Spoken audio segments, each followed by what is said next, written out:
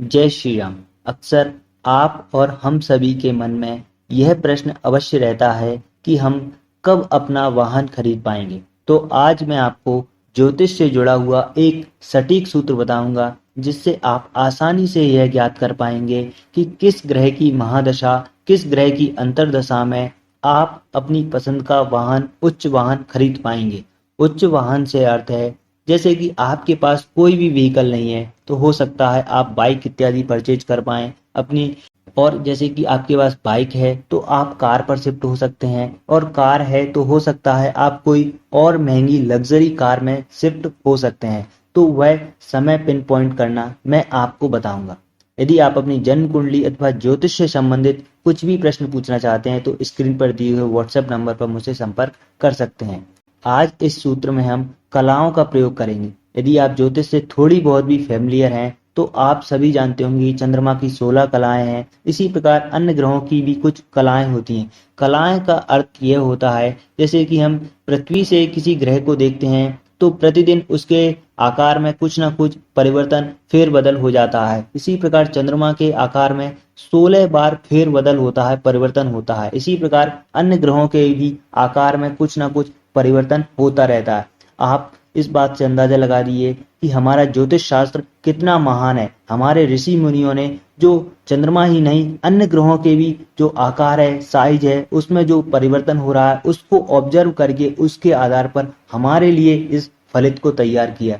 तो सबसे पहले आप अपनी पेन कॉपी निकाल लीजिए, जिसमें आपको कुछ पॉइंट्स होंगे वह नोट डाउन करने होंगे। हम सभी ग्रहों की कलाओं के बारे में लिखेंगे। तो सूर्य की 30 कला होती हैं, चंद्रमा की 16 कलाएं हैं, मंगल की 6 कलाएं हैं, बुध की 8 कलाएं हैं, गुरु की 10 कलाएं हैं, शुक्र की 11, शनि की 1, राहु केतु की 0 कलाएं होती हैं।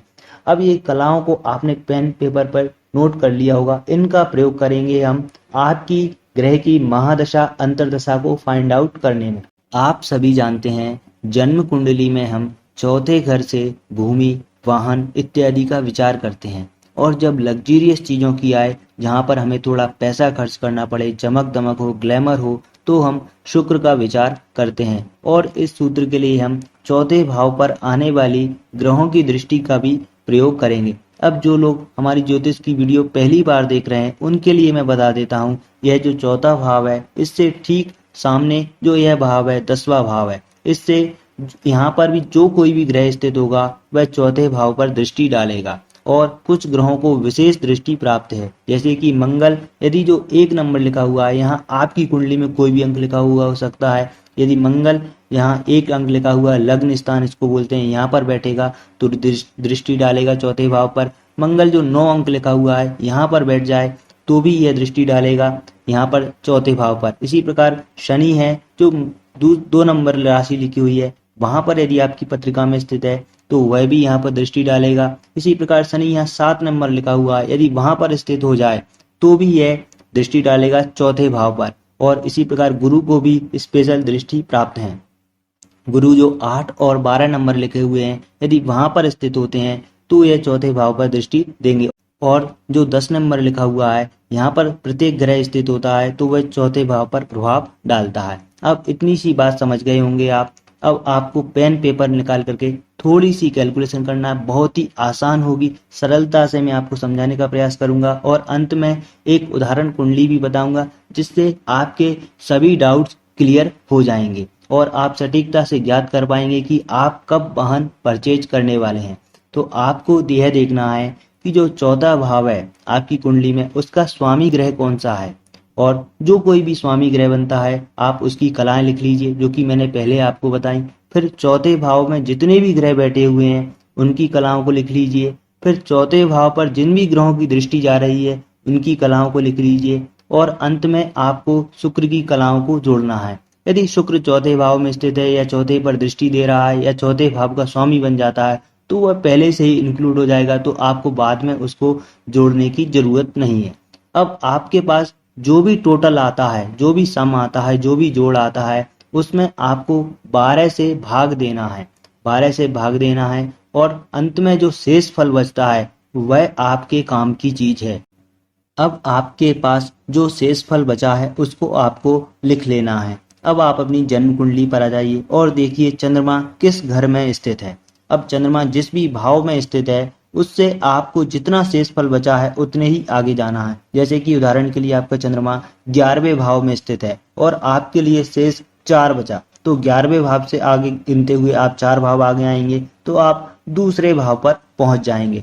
तो आपके लिए दूसरे भाव के स्वामी की महादशा और चौथे भाव के स्वामी की अंतर्दशा में वाहन प्राप्ति के योग बन सकते हैं, अथवा चौथे भाव के स्वामी की महादशा और जो भाव पर आप पहुंचे थे यानी कि दूसरे भाव पर पहुंचे थे तो इस ग्रह की अंतर्दशा में आपके लिए वाहन प्राप्ति के योग बन सकते हैं। अथवा यह दशाएं भी नहीं आ रही हैं तो शुक्र की महादशा और जिस भाव पर आप पहुंचे थे उस भाव की अंतर्दशा में आपका वाहन प्राप्ति हो सकती है, या फिर इनका विपरीत भी हो सकता है। अथवा जिस भाव में आप पहुंचे हैं उस भाव में स्थित ग्रह की महादशा और चौथे भाव के स्वामी की अंतर्दशा या इनका विपरीत हो सकता है। कुल मिलाकर यहाँ से आपको क्लू मिल जाएगा कि कौन से ग्रह की महादशा अंतर्दशा में आपको वाहन प्राप्ति हो सकती है। अब यहाँ पर आपके सामने एक समस्या आ सकती है कैलकुलेशन करते समय, जो जनरली लोगों के सामने आती है, वह मैं आपको बता देता हूँ। यदि आपका शेषफल 1 बचता है अथवा 0 बचता है तो क्या करें। तो आपको कहीं नहीं जाना है, जहाँ चंद्रमा स्थित है उसी भाव के स्वामी की महादशा चौथे भाव के स्वामी की अंतर्दशा में वाहन मिल सकता है, या इनके विपरीत भी हो सकता है, या शुक्र की महादशा जिस भाव पर पहुंचे थे उसकी अंतर्दशा या चौथे भाव की अंतर्दशा। तो कुल मिलाकर यहाँ से आपको रिजल्ट मिल जाएगा, या चौथे भाव में स्थित या जिस भाव में पहुंचे थे उस भाव के स्थित ग्रहों के आधार पर आप निकाल सकते हैं। अब मैं आपको एक उदाहरण कुंडली के माध्यम से समझाने का प्रयास करता हूँ कि किस प्रकार इस सूत्र को हमें अप्लाई करना है। यह जो आपके समक्ष स्क्रीन पर कुंडली दिखाई दे रही है, इसमें देखिए जो चौथा घर है वह हमारे काम का है। अब यहाँ पर आपको देखना है चौथे घर का स्वामी ग्रह कौन सा है। तो यहाँ पर जो 4 नंबर लिखा हुआ है इसके स्वामी बनते हैं चंद्रमा। तो चंद्रमा की कलाएं हमें देखनी है, चंद्रमा की 16 कलाएं होती हैं तो उसको नोट डाउन करना है। फिर चौथे भाव में कौन कौन से ग्रह स्थित होने चाहिए उसको हमें देखना है। तो यहाँ पर सूर्य और बुध 2 ग्रह स्थित हैं। तो यहाँ पर सूर्य की जो 30 कलाएं वह लिख ली हमने, बुध की 8 कलाएं हैं वह लिख ली। अब यह देखना है कि चौथे भाव पर किस ग्रह की दृष्टि आ रही है या नहीं। यहाँ पर इस पत्रिका में किसी भी ग्रह की दृष्टि चौथे भाव पर नहीं आ रही है। तो अब अगले पॉइंट पर बढ़ते हैं। हमको देखना होगा शुक्र की कलाएं की। शुक्र की कलाएं प्रत्येक बार हमको ऐड करना होगा, किन कलाओं को जोड़ेंगे। अब शुक्र की कलाएं यहाँ पर 11 बनती हैं। अब इनका हमने सम किया, टोटल किया तो वह हमारे सामने 65। अब इस 65 को हम 12 से भाग देंगे तो हमारे पास जो शेषफल बचा वह 5, और 5 बार ही 12 पंचे 60, यानी कि 5 ही हमारे पास शेषफल बचा, 5 ही भागफल बचा। अब हमारे काम का है जो शेषफल। अब हमको देखना है कि जो शेषफल 5 है। अब आ जाइए जन्म कुंडली पर। जन्म कुंडली में देखिए चंद्रमा कहाँ स्थित है, जैसे कि हमारे सूत्र था। तो चंद्रमा से हमें 5 भाव आगे जाना होगा। 5 भाव क्यों? क्योंकि शेषफल हमारे पास 5 ही बचा था। तो हम यहाँ से 5 भाव आगे गिनते हुए हम आ जाएंगे सिंह राशि पर, जहाँ शुक्र और राहु स्थित हैं। तो अब हमको फाइंड आउट करना है कि किस ग्रह की महादशा अंतर्दशा में आपको उच्च वाहन प्राप्ति होगी। तो इसके अनुसार इनको या तो सूर्य की महादशा और चतुर्थेश यानी कि चंद्रमा की अंतर्दशा में वाहन प्राप्ति हो सकती है, अथवा चंद्रमा की महादशा सूर्य की अंतर्दशा में वाहन प्राप्ति हो सकती है। जैसा कि मैंने पहले भी बताया आपको, जिस भाव पर आप पहुंचे हैं उस भाव में स्थित ग्रहों को भी आप कंसीडर कर सकते हैं। उन ग्रहों की महादशा आ रही है या चल रही है तो उनको भी हम कंसीडर कर सकते हैं, यानी कि शुक्र की महादशा अथवा राहु की महादशा में भी या इन ग्रहों की अंतर्दशा में भी व्यक्ति को वाहन की प्राप्ति हो सकती है। अब इन व्यक्ति को राहु की महादशा में चंद्रमा की अंतर्दशा जो अभी हाल ही में समाप्त हुई है, इसी दशा में इन्होंने वाहन प्राप्त किया, वाहन परचेज किया। तो अब कहेंगे आप राहु के बारे में तो आपने कुछ बोला ही नहीं। देखिए यहाँ पर राहु जिस भाव में बैठता है और जिस राशि में बैठता है उसके अनुसार फल करता है। तो यहाँ पर राहु सिंह राशि में स्थित है, और हम जो गिन करके आए थे जिस भाव पर पहुंचे थे उसके स्वामी सूर्य बने, और सूर्य चतुर्थ भाव में स्थित है। तो यहाँ पर इस स्थिति से हम राहु की महादशा पर पहुंच गए। चतुर्थेश की अंतर्दशा यानी कि चंद्रमा की अंतर्दशा, चंद्रमा चौथे भाव का स्वामी है। तो यहाँ से निकल करके आ गया कि इन व्यक्ति को इस समय में कोई वाहन खरीदना चाहिए, और यह फलित मेरा सटीकता से सत्य साबित भी हुआ कि इन्होंने इस दशा में वाहन खरीदा। उम्मीद करता हूँ आप समझ चुके होंगे किस प्रकार इसे हमें फलित करना है। फिर भी आपकी कोई डाउट्स रह जाते हैं, कोई क्वेश्चन रह जाते हैं, कोई बात आपको समझ नहीं आती है, तो आप मुझे व्हाट्सएप नंबर पर संपर्क कर सकते हैं। आप फ़ोन कॉल ना करें, व्हाट्सएप करने का प्रयास करें, क्योंकि कई बार मैं फ़ोन कॉल्स नहीं उठा पाता हूँ और इससे आपको भी असुविधा होती है और मुझे भी।